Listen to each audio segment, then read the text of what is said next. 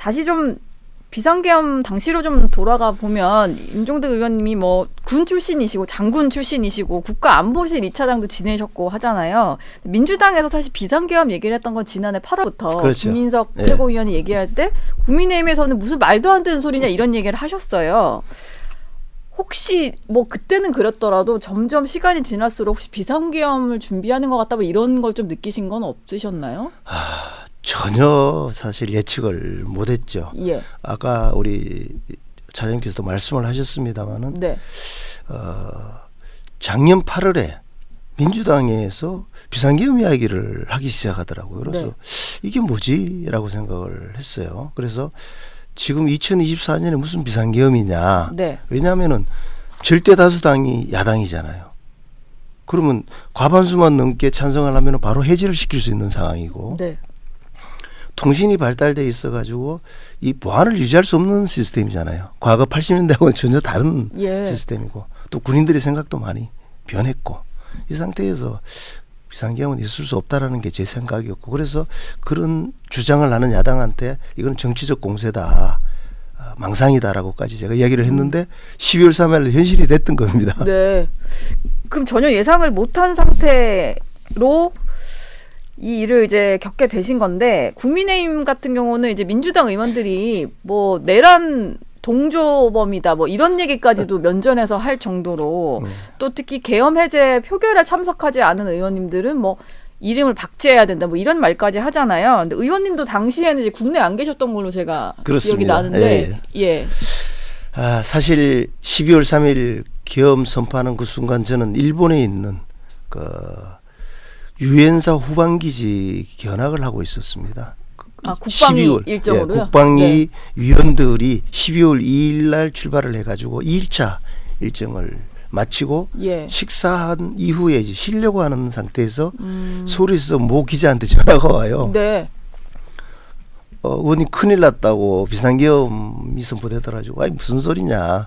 그 가짜뉴스 그다를 얘기하니까 예. 진짜라는 거예요. 네. 속보를 좀 보라 그래가지고 제가 급히 이제 네이버를 검색을 하니까 막 뜨는 거예요. 그게 한 10시 한 40분쯤 이렇게 됐던 것 같아요. 네. 그래서 밤새도록 이제 그 상황을 매스컴을 통해서나 이제 유튜브나 그다음에 방송되어지는 것들을 보면서 지내고 새벽에 도쿄로 이동을 해서 의원들이 다 같이 왔죠. 근데 그때 당시에 국민의힘 의원만 간 게 아니고 원래 야당 의원들 3분이 같이 가도록 돼 있다가 2분은 어떤 이유로서 안 오시고 네. 한번 추미애원하고 같이 국방위 행사로 갔던 것이요. 예. 그래서 부랴부랴 들어오게 되는 해프닝이 좀 있었습니다. 일정 때문에 그러셨고 최근에는 뭐 대통령도 탄핵심판정에서 비상계엄에 대해서 계몽을 위한 예. 계엄이 아니라 계몽령이었다 뭐 이런 얘기를 하고 뭐 여권이라든지 그런 것에 조금 동의하는 의견들도 나오고 있어요.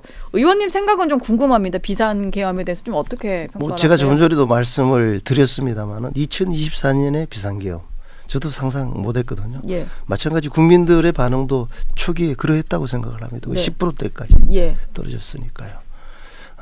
그 이후에 이것을 처리하는 과정 속에서 이제 많은 일들이 일어나죠. 네. 대통령을 탄핵하는 과정과 그다음에 그 이후에 권한대행을 국무총리가 맡은 상태에서 국무총리까지 또 탄핵을 하고 네. 그 탄핵하는 정족수에 많은 문제들이 또 제기가 되고 대통령님을 체포하기 위한 영장 발부, 체포 집행과 관련되는 부분들 이런 가운데서 국민들이 일어나는데 관심을 가질 수밖에 없잖아요. 그러다 보니까 이제 알게 되는 것들이죠. 네. 그래서 주로 나왔던 것들이 지금 국회 거대 야당이 주도하는 국회에서 29번의 탄핵이 추진이 되고 예. 그다음에 그 악법들 각종 그 특검과 같은 특검법과 같은 악법들이 계속 입법이 되어지고 그다음에 심지어 작년에 이제 예산 폭주까지 일어나는 그런 상황들을 국민들이 잘 모르다가 네. 비상계엄이 나무로 해가지고 알기 시작하면서 이 문제가 많구나 하는 것들을 알다 보니까 국민들로 하여금 우리나라에 처한 이 상황이 이 정도로 심각하다는 것을 느끼게 만들어줬다는 차원에서 이제 밖에서 계몽령이라는 이야기들이 나오는 것 같습니다. 그런 예. 측면에서 이해를 해야 될 것 같아요. 뭔가 이 정치에 관심이 없던 사람도 큰일이 그렇죠. 벌어지고 나니까 좀 관심을 갖게 되는 뭐 그런 차원에서의 계명령 그렇죠. 얘기를 예. 하시는 것 같습니다. 어쨌든 국정조사 특위 활동이 남아있고 오늘도 청문회가 있잖아요. 그렇죠. 혹시 국민의힘이 좀 중점적으로 이 부분은 좀 국조특위를 통해서 밝히겠다라거나 뭐 그런 무게를 두고 계신 데가 있을까요?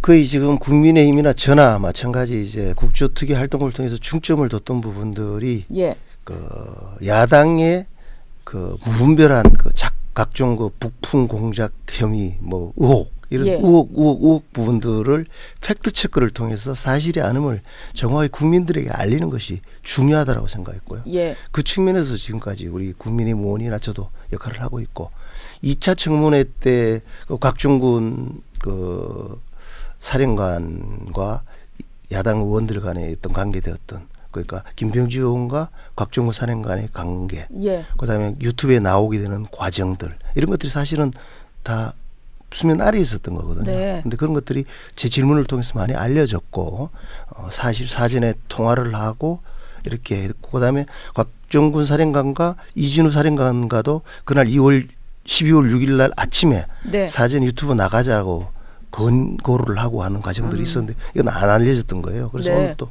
그런 질문들을 통해서 그 문제를 제기를 하려고 그러고 박범기 의원과 곽종군 사령관 707 단장과에 있어서 그 공익 신고자로 이제 추천하고 하는 그 과정 속에서 네. 또 요구하고 하는 부분들 이런 것들을 2차 때 이야기를 했었는데 그런 부분들이 바람직하지 않다는 것이죠. 왜냐하면은 비상계엄에 참여했던 주요 사령관이 예. 나오고 이틀 만에 야당 의원과 만나가지고 이야기를 하면서 각종 그 이야기를 하고 또 그걸 유튜브에 나가고 하는 게 이거 유법한 행동이거든요. 사실 저도 민주당 의원 개인 유튜브 계정에 그 계엄에 뭐 같이 이제 가담을 했던 사령관이 나와서 여러 가지 중요한 진술을 말이 안 되는 하길래요. 거잖아요. 네. 그 결국은 다 그런 이유가 있었던 것들이고요. 예. 그런 부분들이 원인이 됐다고 저는 생각하는데 곽종군 사령관의 진술은 유튜브 나가서부터 기간 보고 1차, 2차 청문회 과정에서 계속 바뀝니다. 계속 바뀝니까? 계속 바뀌어 왔잖아요. 대표적으로 좀 어떤 부분이 그러니까 많이 뭐 계속 달라진 보면 건가요? 처음에 이제 그 유튜브에 나왔을 때는 국회의사당 안에 일부가 들어가 있고 밖에도 있었는데 장관이 전화가 와서 그 안에 있는 인원 요원들을 빼내라고 이야기를 했다라고 했을 때 예. 그 박선원 의원이나 김병주 의원이 국회의원요? 국회의원을 끌어내라는 거죠. 뭐 이렇게 네. 하니까 그걸 그대로 받아가지고 이해하고 예. 그다음 국방위 전체에 왔을 때는 이제 그게 걔 워딩이 되는 거죠. 사령관의 워딩이 되고 그 위에는 문을 부수고서라도 들어가서 꺼내라는 말로 또 나오고 네. 공소장에는 그 총을 가지고 온 거, 아이가 뭐 문을 부수라고 하는 부분들을 또 다르게 또 공소장에는 기록이 돼 있어요. 예. 그런 측면에서 계속 바뀌고 있어서 신뢰하기가 상당히 어렵다는 생각이 듭니다. 그 의원님 그럼 오늘도 뭔가 이 곽진우 전 특전사령관, 곽종근 네, 전 특전사령관 관련해서는 지금 계속 민주당 의원들과의 사전 어떤 교감 의혹을 좀 제기를 하시는 거잖아요. 그렇죠. 그럼 오늘도 네. 뭔가 추가로 좀 설명을 하실 추가 정황 같은 걸 좀 발견하신 게 있을까요? 그 지금 사실은 곽정군 사령관은 김병주 의원이 사령부로 그 항의하러 찾아와서 만났다라고 이야기를 했는데 제가 추궁하는 과정에서 전화 통화는 했다라고 이야기를 했어요. 예. 근데 김병주 의원은 그런 거 없었다라고 이야기를 하고 있는데 네. 제가 확인한 바로는 그게 사실은 통화가 있었던 거고요. 그냥 찾아가서 만나게 된 게 아니고 사전에 그 전날 통화를 남아 해서. 있었을 것으로 저는 생각을 합니다. 예. 그런 정황을 가지고 있으니까 제가. 예. 그래서 아침 일찍 이진우 사령관하고 통화를 했던 거예요. 너도 하자. 네. 나는 이거 할 거니까. 근데 예. 이진우 사령관은 그거는 법에 사전에 인터뷰를 하려면은 상관의 승인을 받아야 된다라는 부분에서 안 하겠다라고 이야기를 했던 거고요. 예. 그래서 이제 곽종군이는 했고 하고 나니까 이진우도 부하들이 우리의 부분들도 좀 대변해 달라 그래가지고 하게 됐다라는 진술을 헌재에서 엊그저께 했죠. 그런 부분들이 이렇게 퍼즐을 이렇게 맞추다 보면은 예. 사실관계들이 나오게 돼 있어요. 예. 그런 부분들을 제가 좀 이야기를 하려고 합니다. 근데 곽종근 전 사령관 같은 경우는 계속 이제 의원님의 어떤 추궁되는 질의에도 본인의 개인 의사로 지금 내가 이렇게 말을 하고 있는 거다라고 하면서 회유는 아니었다라고 본인은 얘기를 하잖아요. 근데 그럼에도 불구하고 여러 가지 정황상 봤을 때는 그 이제 분명히 뭔가 본인은 있었다. 그렇게 이야기할 예. 수 있지만은 그 내용을 보면서 판단하는 것은 재판관일 것이고 국민들이라고 생각을 하는 것이죠. 예. 아무리 이야기를 한다 하더라도 군인이 계엄의 주요 종사자로서 같은 군인이 한 행동으로서는 정말 적절하지 않는 부분들이다 하는 부분들이 있고요. 그 일관되지 않는 그 진술의 모습 속에서 사실은 오염됐다라고 다들 인식을 하고 있는 거죠. 예. 그 외에도 많은 오염된 진술들이 많아요. 예를 들어서 계엄을 알게 된 시점이 언제냐 했을 때도 계속 바뀌어왔잖아요. 그다음에 공포탄과 테이저건 사용을 자기가 건의해가지고 사용하지 않았다라고 하는데 그 공소장에는 보면은 계엄사령관한테 사용을 사령관이 건의를 해요. 네. 근데 사령관이 반대한다고요. 금지를 시킨다고. 예. 그 계엄사령관도 그런 이야기를 하고 있고. 예. 그다음에 그래도 아니라 그래가지고 제가 방첩사 법무참모를 통해서 확인을 해본 결과도 똑같아요. 그게 무슨 소린가 하면은 이걸 이제 지시하려고 하니까 그 지금 사령관의 권한이 아니다. 네. 계엄사령관한테 건의해서 조치를 받아라라고 해가지고 그런 조치가 이루어졌다고 하거든요. 이런 하나하나들이 예. 사실과 다르다는 부분들이 드러나고 있잖아요. 그건 뭐 이미 국민들이 조금 판단할 말이 조금씩 바뀌는 것에서 좀 그런 걸 느끼셨고, 그리고 또 하나 공개하신 내용 중에 보면 지난해 12월 10일에 국방위 전체 회의가 있었는데 점심을 먹고 나서 휴식하는 시간 예. 동안에 이제 곽종근 전 사령관과 707 특임단장이 휴식 장소에서 민주당 뭐 의원들이랑 뭐 전문위원 네. 이런 분들을 만났다, 이 내용을 공개를 하셨어요. 그렇죠. 이것도 그 좀 과정을 확인을 하신 설명을 거예요? 드리면 12월 10일 날 국방위 전체 회의가 있었고 오찬 이후에 그 국회의사당 3층에 있는 회의실에 쉬게 됩니다. 그 과정도 민주당 보좌진이 그 장소를 협조를 해줘요. 네. 그 쉬고 있는데 들어가자마자 바로 민주당의 그 전문위원이 들어와 가지고 또 계속 설득을 하고 또 아까 말씀드린 박봉기 의원이 들어오고 또 부승찬 의원이 들어오고 이렇게 하면서 그 707 단장하고 특전사령관을 이제 설득을 했는데 그때 당시에 제보자에 하면은 그 과정들이 사령관이 좀 회유되는 회유당했다라는 표현들을 했거든요. 예. 그건 어떤 회유를 당했다? 그러니까 이제 뭐를 이야기해달라. 뭐 예를 들어서 지금 비상계엄을 알게 된 시점과 관련돼서 그 각 사령관들이 입을 맞췄다라고 하는 부분들을 좀 해달라는 부분들. 근데 그것까지는 안 했어요. 어떤 두 번째는 JTBC가 바로 보도를 하게 되는데 그 촬영을 좀 허락해달라. 그 대신 국방위 전체가 끝나고 난 다음에 보도하겠다라고 했었거든요. 근데 그 끝나자마자 바로 틀었어요. 그런 문제들이 있었고 그 대신에 이제 공익신고자로 해주겠다.